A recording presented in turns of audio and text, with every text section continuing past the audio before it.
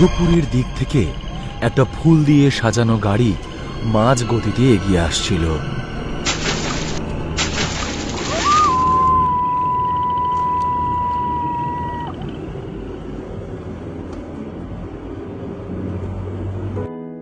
গাড়িতে ড্রাইভারের সাথে সদ্য বিবাহিত দুজোড়া দম্পতি, আদিত্যর সাথে কাজল এবং করণের সাথে মেঘা বসেছিল।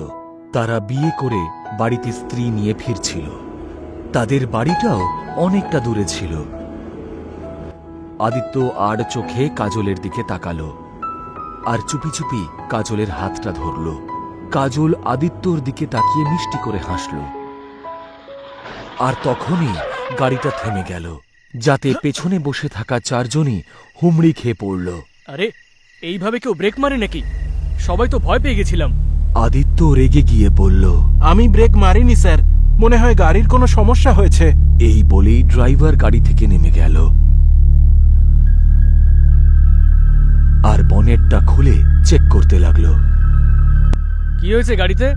ঠিক হয়ে যাবে তো নাকি? এই কাজ মেকানিক ছাড়া হবে না স্যার, আর মেকানিক পেতে পেতে সেই সকাল। কিন্তু এখানে তো সকাল পর্যন্ত থাকা সম্ভব নয়।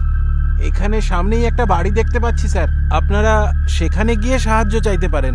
এই শুনে আদিত্য আর করণ গাড়ি থেকে নেমে দাঁড়ালো আর তাদের সদ্য বিবাহিত স্ত্রীকেও সঙ্গে নিয়ে এগিয়ে চলল। আর তারপর ড্রাইভারকে সেখানেই রেখে তারা বাংলোর দিকে এগোলো।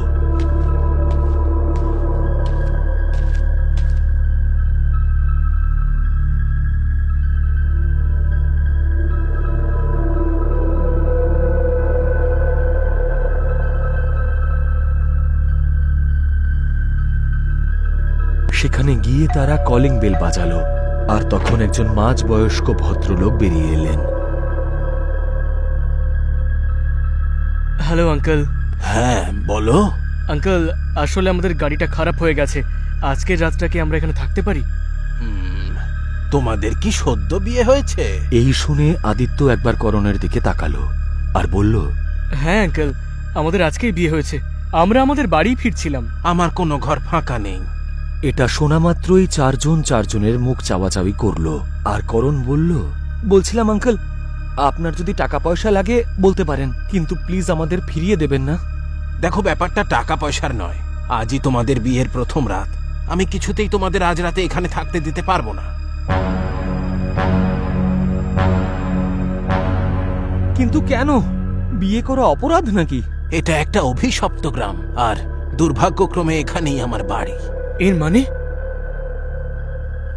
এই গ্রামে বিয়ের পর নববধূকে চুল কেটে ফেলতে হয়, আর যে নববধূ তা না করে তার আর তার স্বামীর বিয়ের প্রথম রাতেই মৃত্যু হয়ে যায়। এই শুনেই চারজন খুব ভয় পেয়ে গেল। আর করণ বলল, আরে আঙ্কেল, আপনি কেন ভয় দেখাচ্ছেন? হ্যাঁ, আমাদের স্ত্রীরা প্রথম থেকেই ভয় পেয়ে আছে। তোমাদের যদি এখানে থাকতেই হয় তাহলে ছেলেরা আর মেয়েরা আলাদা আলাদা ঘরে থাকবে। ওনার কথাগুলো বেশ অদ্ভুত লাগছিল, কিন্তু ওদের কাছে